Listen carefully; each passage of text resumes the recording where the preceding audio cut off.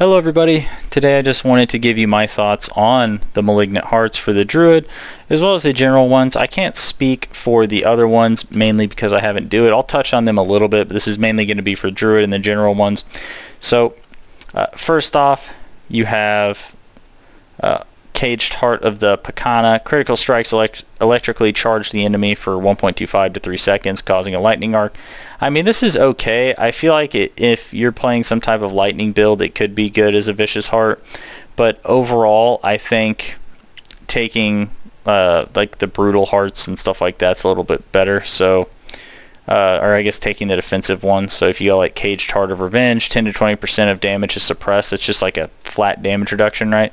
So that's just pretty solid. And then also going for like Caged Heart of the Dark Dance every 5 seconds while above 60% life. Core skills cost life and deal increased damage. I think that's pretty good too. I don't really think Caged Heart of the Pakana is really that worth it, but compared to the other ones in terms of the generals. Then you have Caged Heart of Tempting Fate. You gain 46% critical strike damage, but you're non-crit. So this one's also pretty good, I think.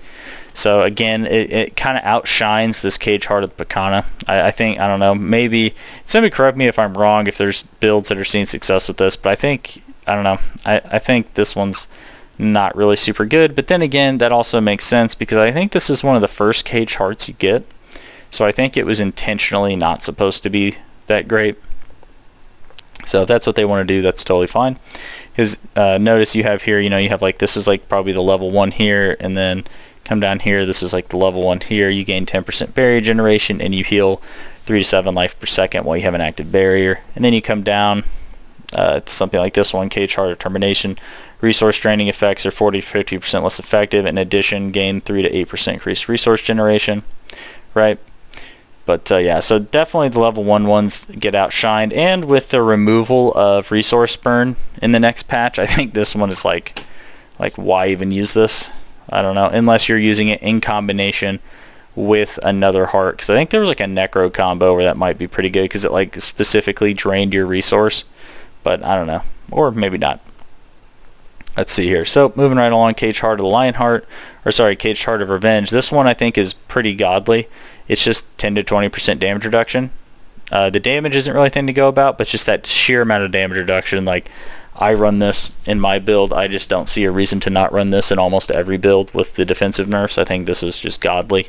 I think ultimately the recipe for Caged Hearts right now is going to be just go Caged Heart of Revenge plus your plus a Wrathful one, and then the other one's up to you. Like, there's probably an argument that critical strike damage is good, but at the same time, this one just being a 20% damage increase is probably also pretty good. Anyway, you become immune to 2 to 4 seconds after you lose more than 20% of your life in a single hit. This one I don't think is very good because the cooldown I think is kind of long, so I'm not really the biggest fan of this, if I'm being completely honest. Caged Heart of Determination, this one I think is just going to be useless after next patch. I mean, correct me if I'm wrong on that, unless there's a combination, unless it's being used specifically in combination with something else, but I think generally speaking this one's not going to be used. Caged Heart of Retaliation, deal a bunch of fire damage whenever a crowd control effect is removed from you. I think this is too situational to really be that great. I guess maybe it's good in the Earthen Bulwark build. I don't know, when you use barrier and it makes you, or use Earthen Bulwark, right? And then all of a sudden you just become unstoppable. Maybe depending on how many status effects you have, but I don't think this is that great. Caged Heart of the Calculated, after spending your resource, your next attack stuns enemies hit. So again, this seems situational, like to be used with something, in conjunction with something. Alright, so now we're getting into the first Wrathful Heart. Caged Heart of the Malignant Pact. So cycle through a Malignant bonus every 20 kills. Vicious, gain 20% attack speed. Devious, core and basic skills have a chance to restore your primary resource. Every 21 seconds, gain a barrier. This one's pretty good, I think, for the right build. I mean, if I'm being completely honest with you, I think all 3 of the general Wrathfuls are better than like all of the like the class specific ones. Like the Barber's God Tier, Creeping Death, pretty good. Malignant Pact is pretty good. I know things like Tornado run it. I think anything that really needs to get more resource on top of gaining attack speed that benefits from resource and attack speed is probably going to be the best users of this. So like if you're playing like Stormclaw and you don't run like a core skill or something like that, it's probably not the best. Even though it gives you the attack speed, you're just, I don't know. If you don't need resource, you don't really need the second effect, so probably not that good. If you have a bunch of damage over time effects, so like for like Poison Druid and stuff like that, or Poison Rogue, I think this is crazy. One thing I think is cool is you could put on like Penitent Greaves on like a Druid and get access to the chill effect. So you actually have like another way to get another bonus, because this is 30 to 40% multiplicative for each different crowd control effect. So if you have a way to like stun things. And then I've also been looking at like the Butcher's Cleaver, because it can fear and slow something. So like you pick up like the Butcher's Cleaver and then an offhand just so you can get like a fear and a slow. And then you put on Penitent Greaves, so that gives you access to chill. And then man, so you could get like, I don't know, maybe 3 or 4 status effects on something consistently if you're playing like a Druid with this one. So not too bad, and when you consider how much poison you have, it's pretty solid. Then you have the Barber. Obviously this is my favorite one, mainly because this is reminiscent of, if you did not play D3, this is 100% based on a D3 item called the Barber. And what it did in D3 was it took all your Spirit Barrage damage and then did exactly what this one did, where it just kind of made it explode and erupt for however much damage. So it was so the Witch Doctor at like really high Paragon was actually really good at trash clearing. If you get to like 4K Paragon. But yeah, so the Barber's pretty sweet. Just takes all your crits and all the damage inside of it, and it amps it up by 10% per second. I actually think it goes all the way up to like 15% per second or something like that. So that means you can get like a 45 or 60% damage amp or something like that on it, which is pretty good on your damage. So yeah, so definitely the Wrathful one's definitely godly. Brutal, godly. I think this one's pretty good. I don't think it's godly, but I think it's good. I think this one's good. I think Dark Dance, Tempting Fate, Revenge, and then all the Wrathful ones are super good. I don't know. The rest of these just seem so situational that I'm just not like the biggest fan. Moving on to you look at like the Barbarian. After spending 160 Fury within 2 seconds, your next non-basic skill's critical strike chance is increased by 20 to 30%. I don't know. This could be good for the Whirlwind build, I guess, but it's like, do you even need the crit? Because they already have so much crit built in. It's like that Whirlwind thing, legendary and all that, so I'm not sure how good this one ends up being. Caged Heart of Resurgent Life, all below 46% life. You receive 50 to 60. This is just not very useful at all, honestly. Resurgent Life just isn't that great. Your skills have a 20-30% chance to knock out all enemies for 1.25 seconds when that skill's attack speed is higher than 35-20%. What? This just seems so random. What? And then Caged Heart of Ignoring Pain. Incoming damage has a 5 to 15% chance of being ignored and instead healing you. This is kind of good, actually. I don't know what Barbs need, and I don't really know if they could really afford to give up the Barber, Creeping Death, or something like Malignant Pact. But yeah, that's actually alright. 5 to 15% chance? No, actually, I don't know. Well, it depends. If you're getting hit by a lot of things, maybe you proc this a lot. So maybe it's not as good as I think, but it's alright. It's alright. Alright, Druid, Caged Heart of the Moonrage. This is S tier. I don't care what anybody says. Having another Wolfie Boy is always the best. I don't care if it doesn't do damage. S tier. Caged Heart of Agitated Winds. When 8 to 13 close enemies automatically cast Cyclone Armor.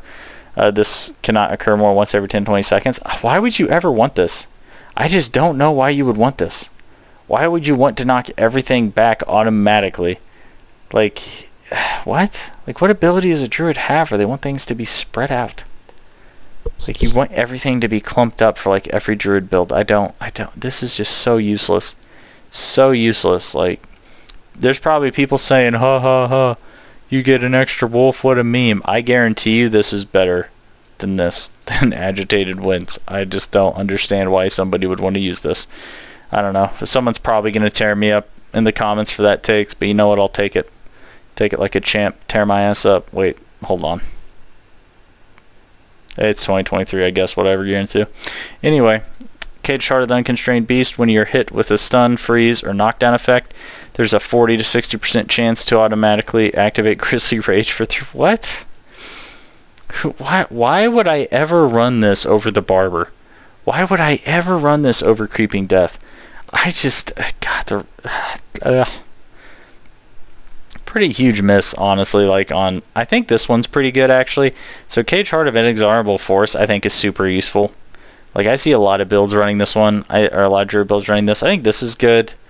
This is obviously godly. I don't care what anybody says. God tier, the best. If you're not taking this, you're trolling. And I'm not saying that just because I only play companion builds. Cough, cough.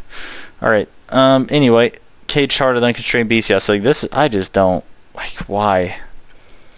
Like, why? Why would they make, like, we're already in a Grizzly Rage meta. Like, why would you make another Grizzly Rage item? Like, I don't know. That's pretty big miss on two of the 4 Druid ones. Boom, boom. I like these two. These two I just don't like at all.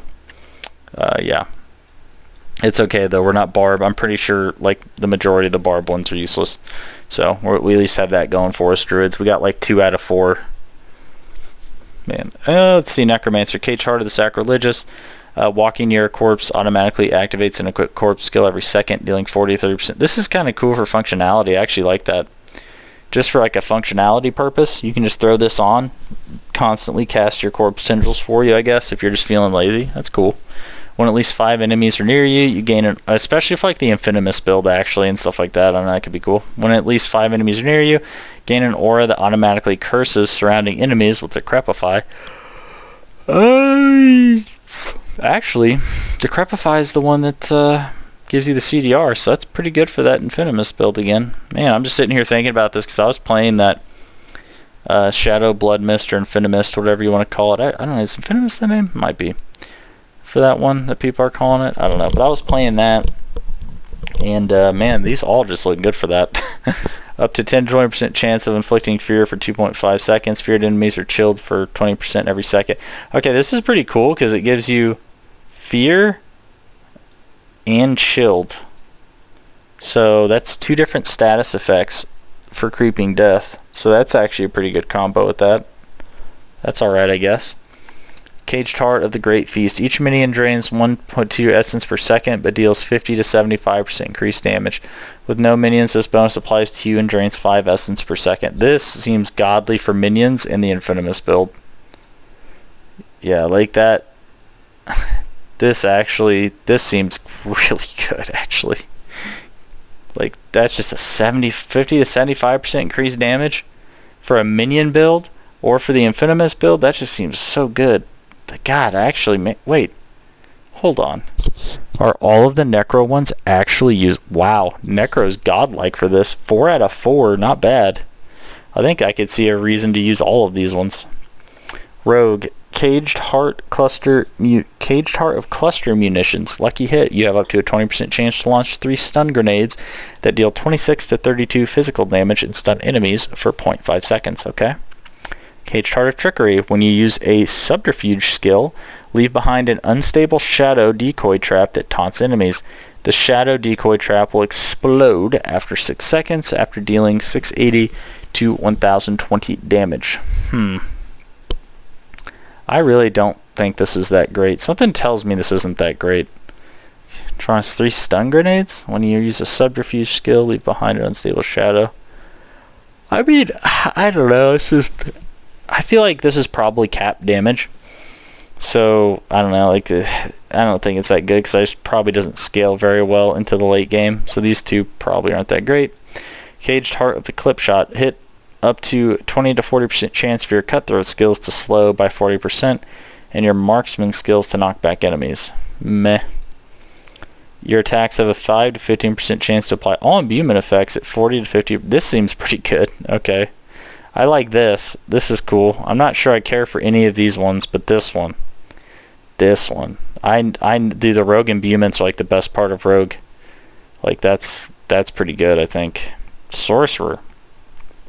Caged Heart of Tal Rasha. You deal 7 to 12% increased damage for 3 seconds for each unique element you deal with. Okay. So if you deal damage with lightning, fire, Arcane in Ice, you could get like 46% increased damage for 3 to 10 seconds. God, that buff would be hard to keep up if you weren't like really rotating things right. And then you also have to run like a bunch of abilities that actually deal those kinds of damage, and sorcerers need to run like 4 defensives right now, so kind of bad. Kind of unusable in a way. Caged Heart of Spellbreaking. After taking elemental damage, gain 20 to 40% resistance to that element. This is actually getting Giga buffed next patch. This is going to be godlike because it's going to turn into like 10 to 20%. So like you could take this and then Revenge and just get like 40% DR from your hearts as a sorcerer, which could then potentially open up your build choices. Caged Heart of Spite. When you are afflicted with a crowd control effect, there's a 20 to 40% chance that the same enemies around you are also afflicted with the same effect. This is literally just a legendary ability. What? It's like the well, no, never mind. No, it's like the opposite, because when you are afflicted, right, you can then put what they're afflicting you with on them. That's kind of funny. Just go play Cold Enchanted with this on. Just freeze it. They hit you with freeze, and then you hit them. It's just going to suck if you don't actually, and because since it's a 20 to 40% chance, it would just kind of suck if you get frozen and then it doesn't proc on them. High risk, high reward, baby. What can I say? But even then, is it a high reward because you become frozen and then they become frozen, and then you have maybe like a second of not being frozen by the time they become unfrozen? Caged Heart of Omnipower. Core skills that launch a projectile consume all of your mana. For every 45 to 35 extra mana consumed, you launch an additional projectile and the damage is increased by 3 to 5%. What? Ugh. This just seems bad. I don't know, this seems really bad. Okay, congrats, Sorcerer. You have 1 usable Caged Heart. Woo! I think, let's see, this one's probably usable. This one could potentially be usable. Actually, I don't know. I don't know. Maybe Rogue and Sorcerer are pretty big losers on this. But then again, I don't know if Barb has any that are that great.